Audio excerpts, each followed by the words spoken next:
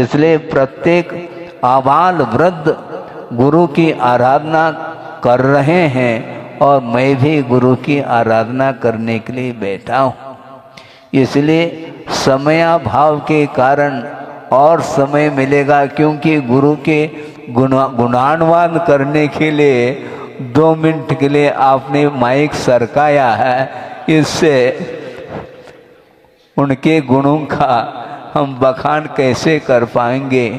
इसके उपरांत भी वस्तुतः वह सूर्योदय जो परिसर देख करके आया, ऐसा लगा कुछ अब शेष देखने के लिए बाकी नहीं रहा।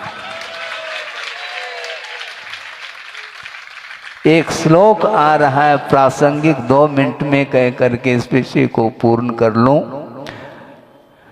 मूल नायक शांतिनाथ भगवान हैं। सुनो, जयकारा तो करना ही है, इसमें क्या है।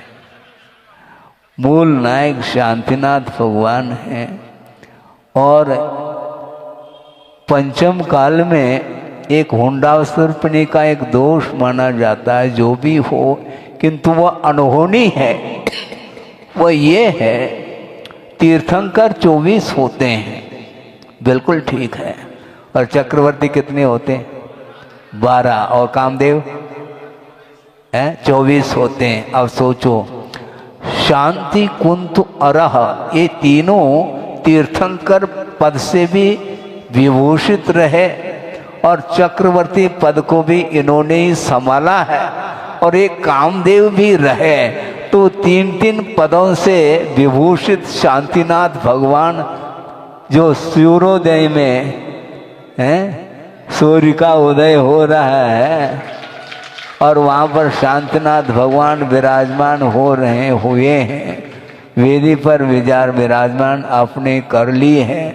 और पूरा का पूरा वह मंदिर जिनालय पूर्णता की ओर है और विशाल रूप लेगा पूरी तरह से। सुनो, आप लोग दुकान मकान आदि को डेकोरेट करते हैं, ये ध्यान रखो, जिनालय को अच्छे से डेकोरेट करना है।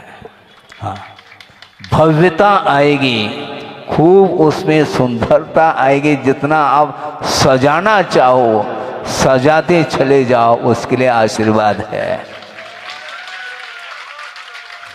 इसलिए मैं ये कहना चाह रहा था कि सत संयम पया पूरा पवित्रत जगत्रयम शांतिनाथम नमस्यामि विश्व विघ्नौघ शांतये।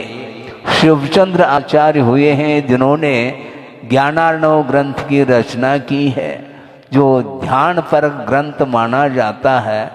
उसमें उन्होंने शांतिनाथ भगवान को स्मरण किया है। कैसे हैं शांतिनाथ भगवान? सत्संयम पया पूरा पवित्रत जगत्रयम। सत्संयम रूपी पय अर्थात अमृत से परिपूर्ण है और उसके माध्यम से जिन्होंने 3 लोगों को पवित्र किया है। और ऐसे शांतिनाथम नमस्यामि, शांतिनाथ भगवान को मैं नमस्कार करता हूँ। किसके लिए?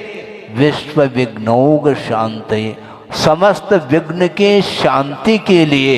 ये ध्यान रखो, जिनालय बनाने के उपरांत यदि शांति नहीं आएगी तो भगवान में कोई कमी नहीं है, ध्यान रखो, भक्त में जरूर कमी रहेगी।